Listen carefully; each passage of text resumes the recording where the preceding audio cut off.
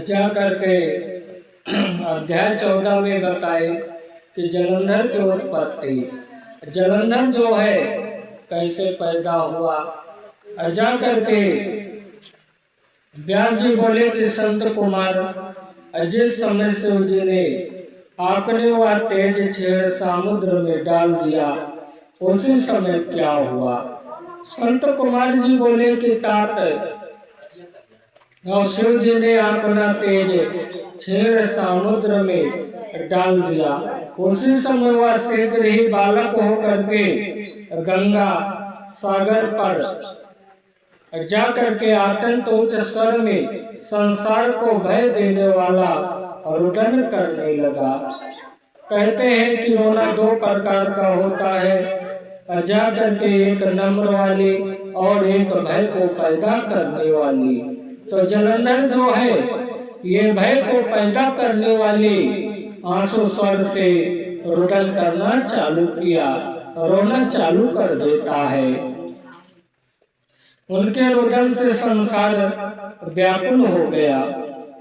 शंकर सुमन के इस ब्रह्मांड व्याकुल हो गया। समस्त देवता और मुनि व्याध सभी व्याकुल हो जाते हैं। कुल होकर के लोक पिता महा ब्रह्मा जी को शरण में गए। सबने मिलकर ब्रह्मा जी को प्रणाम किया और स्तुति की। फिर कहा कि पिता महा, ये तो बड़ा भयंकर समय उपस्थित हुआ है, महायोग ने इसका शीघ्र नाश कीजिए। तब देवताओं की ऐसा बात सुन करके ब्रह्मा जी सत्य लोक से उतरकर समुद्र तट पर उस बालक के देखने आए। समुद्र ने ब्रह्मा जी को आते देखकर उस बालक को उन्हें प्रणाम किया और पुनः उनको गोद में ले लिया। जब जाकर के गोद में ले लिया, तब विघ्न होकर के ब्रह्मा ने पूछा कि सागर, तुम शीघ्र कहो कि यह बालक किसके है। समुद्र ने विनम्रता शब्द में कहा कि भगवान, यह तो मैंने जानता, किंतु मुझे इतना आवश्यक ज्ञात है कि यह गंगा सागर में प्रकट हुआ है।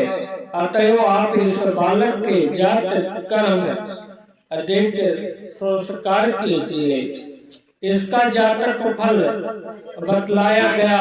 सामान मार जी कहते हैं कि इधर तो सागर ब्रह्मा जी से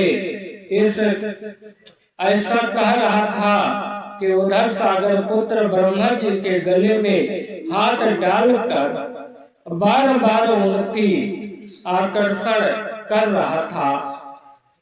जाकर के फिर तो उसने इतने में जोर से ब्रह्मा जी के गला पकड़ा कि उसमें पीड़ित होकर उनके नेत्रों से आंसू टपकने लगे।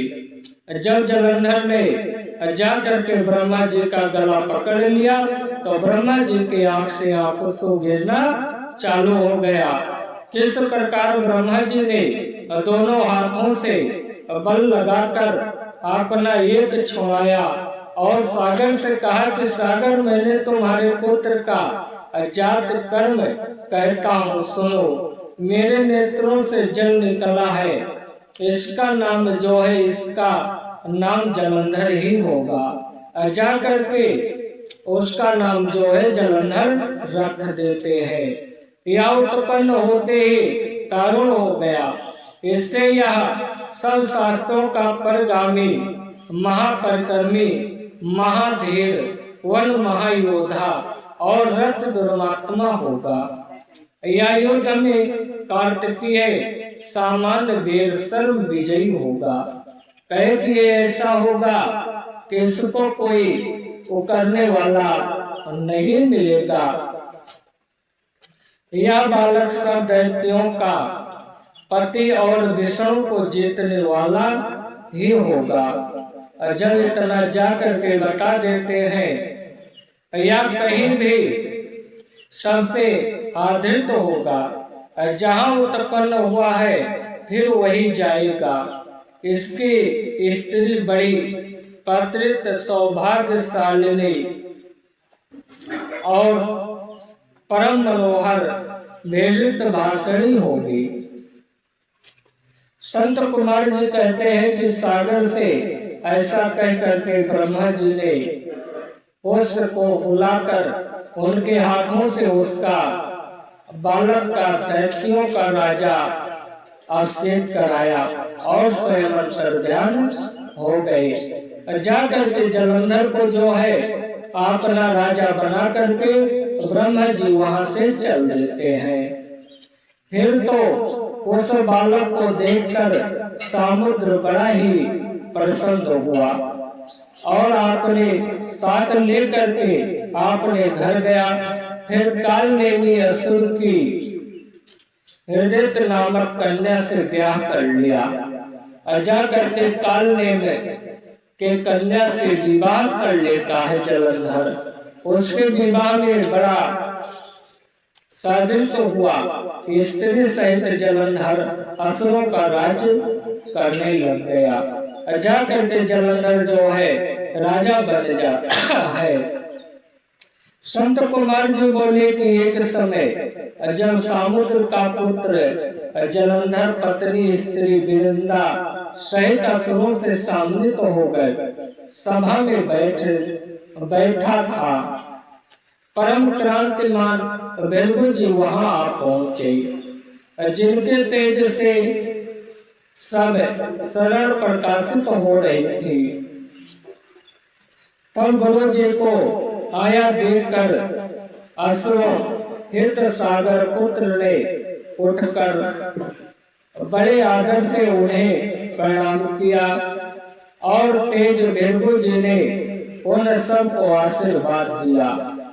फिर उनको कर दिवासन पर बैठाकर वे दैत्य भी यथास्थान पर बैठे और बैठ करके पुत्र ने नम्रता से यह प्रश्न किया कि गुरु जी राहु का और राहु किसने काटा, ये आप हमें बतलाइए।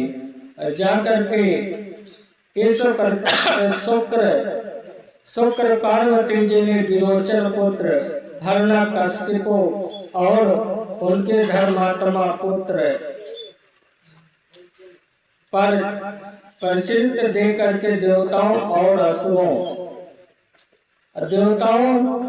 और असुरों द्वारा समुद्र मंथन की।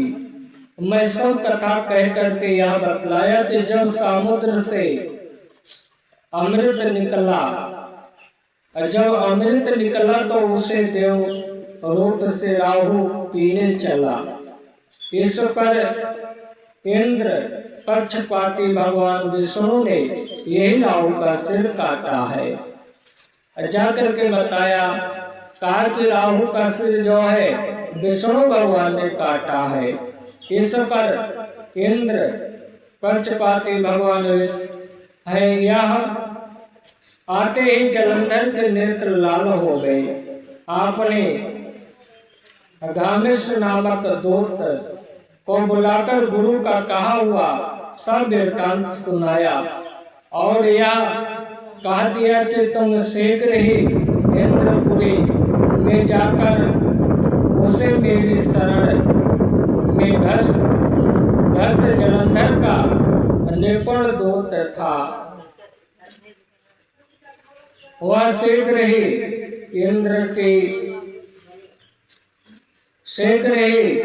इंद्र की सुधामयी नामक सभा में जाकर पहुंचा और जलंधर के शब्दों का देवधाम तुमने समुद्र को क्यों मथा और मेरे पिता के रत्नों को क्यों के लिए है, ऐसा कह करके तुमने अच्छा नहीं किया। यदि तू अपना भला चाहता तो उन सब रत्नों सहित देवताओं साथ मेरी शरण आ, अन्यथा सूर्य था तेरे लिए यह बड़ा ही होगा। इंद्र बहुत विस्मित हुआ और कहने लगा कि पहले मेरे भाग्य सागर में सब पर्वतों को आपने कोदिष्ट में क्यों स्थान दिया है? उसने मेरे शत्रु दैत्यों को क्यों रक्षा की? इसी कारण से उसके सब रत्न हरण किया है। इंद्र की ऐसी बात सुन करके अदूत शीघ्र ही जलंधर के पास आया और सब बातें कह सुनाया। उसे सुनते ही वह दैत्य हमारे क्रोध में आपने ओठ पकड़ने से और देवताओं के जीतने के लिए उसने उद्योग आरंभ किया। फिर तो सब दिशाओं पातालों करोड़ों करोड़ों दैत्यों उस पास आने लगे। करोड़ों सेनापति साथ जलंधर इंद्र से युद्ध करने लगा।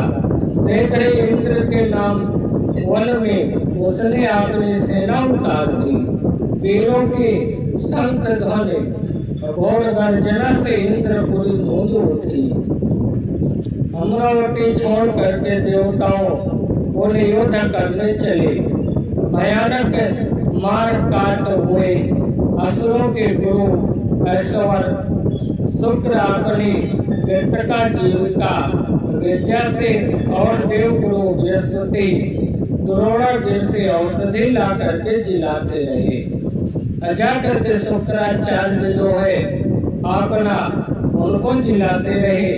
इसी पर जलंधर कोदिष्ट होकर के कहा कि मेरे हाथ में हुए देवताओं जी के कैसे जाति जिलाने वाली विद्या तो एक आपके पास है, फिर ये क्या है? इसी शुक्र जी ने देवगुरु द्रोणागिरि से औषधि ला देवताओं को जिलाने की बात कह दी।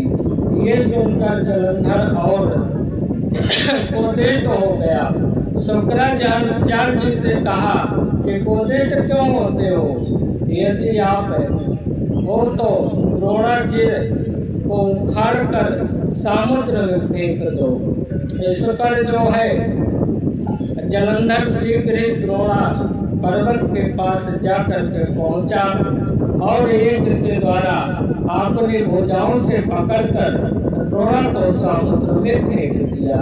पश्चात ये सागर पुत्र योगगण में बड़े वेग से देव सहारा करने लगे। जब द्रोणाचार्य जी औषधि लेने के लिए द्रोणाचार्य को उखाड़ा हुआ सुन पाया, वहाँ भयभीत होकर देवताओं के पास आई। कहा कि युद्ध बंद कर दो। जलंधर को अब सब ऐसे ही जीत सकोगे नहीं। पहले इंद्र ने शिव जी का अपमान किया था।